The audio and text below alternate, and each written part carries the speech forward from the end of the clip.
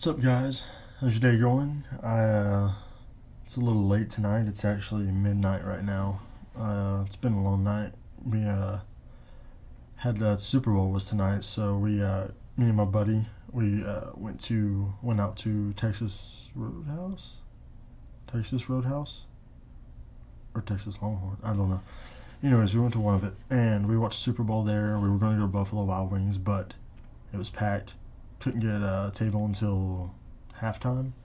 So we said screw it, went somewhere else. But I recently had somebody tell me it'd be a good idea to make a video on reception. And I don't know if most of you would be like me when I joined, but I had no idea what reception was until I got there. I thought that once I got dropped off in my little van that we were being driven there by, that I was immediately going into basic training. And sorry, it's a little awkward here. But that I would immediately be going into basic training, and I was very wrong. And I still didn't even realize until like the second day, third day maybe, where I was at, like what I was actually called. And but reception is basically your in processing to not the army, but to basic training, and you're going to go through a reception phase every time you go anywhere. Like you get transferred to a new unit, and every time you go somewhere new, you are going to go into in processing, and it usually takes about a week. Like basic training took a week here at or once I got the AIT, it counted towards our days there, but it took about a week total. We did it slowly throughout the days, like throughout each day, instead of actually just consistently dedicating each day to it. But and then here at my real unit, they're not in as much of a rush to get us through, so it's taking about 2 weeks. I mean, no, about a week and a half. I got here last Sunday, so it's been a week, and Tuesday I'm supposed to ship out to my unit. Ship out, just like right down the road. But to get into it, to let you guys know what to know before going into it. I mean, there's not a whole lot you need to know. It's kind of mostly common sense and general knowledge that you need to know. But like I was talking to somebody in the comments, was they asked me about a duty station where you get to pick where your favorite where you want to go. And when I went there and they told me, I was filling out a packet, and they told me write down where you want to go. It's a little list, it's a wish list on the top 3 places you want to go. And I had no idea. I didn't know the names of any of them. Like, I'd heard of Fort Knox. Everyone's heard of Fort Knox. I literally wrote down Fort Knox. And I had no idea, and then I just wrote down states for the next 2. I wrote Tennessee because that's where I lived, in Florida. I was lost. But no, if I were you, the best thing to do is to figure out where your MOS is going. I mean, not where your MOS is going, but your MOS. Look up duty stations where they are stationed at. Like, I'm a 15 Romeo Apache crew chief, and the main place, like, I can go to a lot of places. I can go to Hawaii, Alaska, go up to New York, go all the way out to a little bit above some state around Oregon, Texas, Georgia, here in Kansas. Like, you can go all over with mine, but there's certain ones. And then you go to Korea and Germany as well, and as duty stations. Look those up. It'll have a list. When I got to AIT, they gave me a big list, but it would have been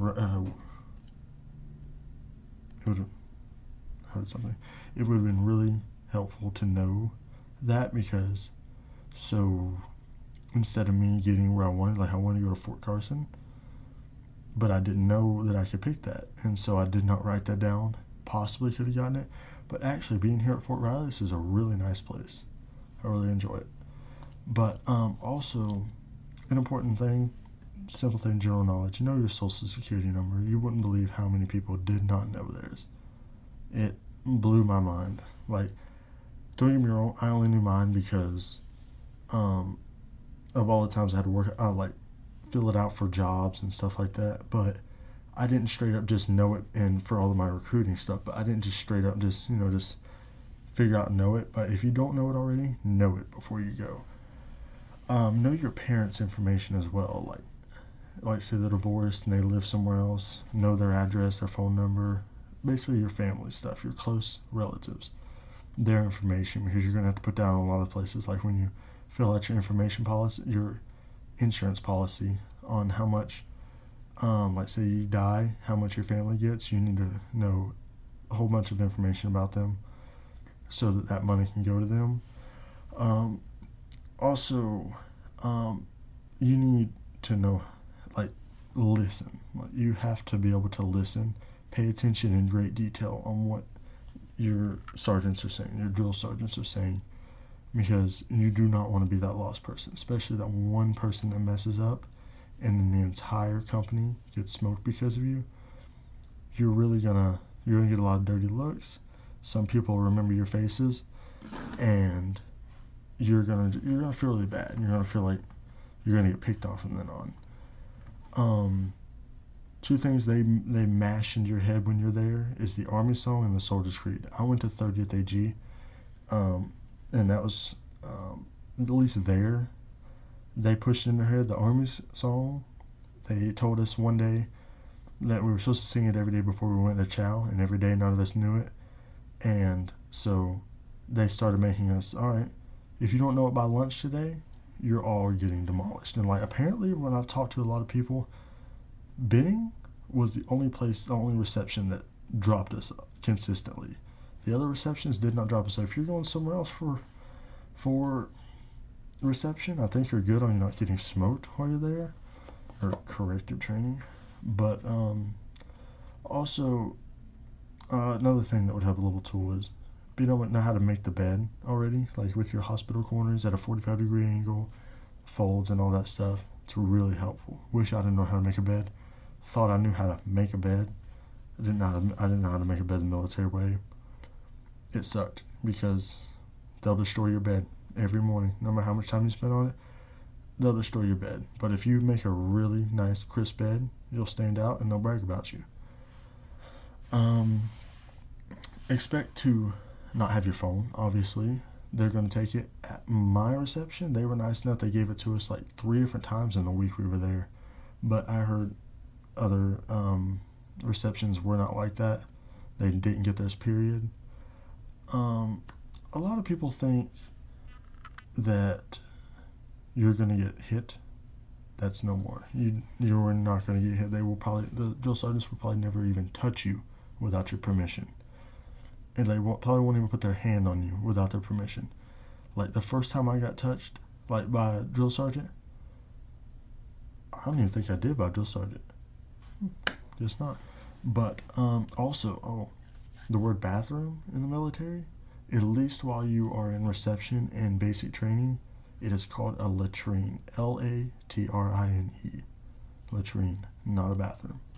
And they will mess you up if you call it different. But once you get to AIT, and they do not care. It's just an initiation thing. Privacy.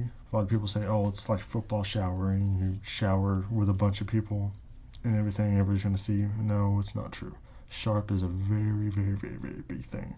In the Army, you'll have sharp briefs every month. And every time you go somewhere, you're going to get a sharp brief. Don't do this, don't do that, don't touch each other, don't this. You're not going to. You have plenty of privacy. You have your own individual showers and all that stuff. A flag. Not the American flag. That's still called a flag. But the flag that the company carries is called a guidon. And you're not going to have to worry about that at reception, but I figured I'd just toss that in there since I was doing, vocabulary with the latrine. But for your DNC, look up a little DNC. Know what left face or right face, how your feet go when you're doing it. And the big thing that people mess up still to this day when I'm here at my unit or at AIT, people still mess up a counter column. It's when the 4 people in the front, you'd have to look it up. It'd be hard for me to explain just sitting here. but look up a counter column for DNC, for marching. And if you know that, and you get up in the front every day and you're directing people on how to do it, it'll make you look good. But basically that's about it for every little thing. Just know general information and general knowledge that it takes to fill out paperwork and informational stuff, because you'd be surprised on how many people don't know general information about themselves or about their family. And yeah, just figure that. Oh, by the way, I don't know if I've ever shown you guys this. This is a CAC card, CAC, CAC card. This is your lifeline. This is, do not lose this. Once you do get it, you'll get it in basic or reception as well. Do not lose that. I've had a new one since, but it have this on you 24/7, no matter what. And your dog tags.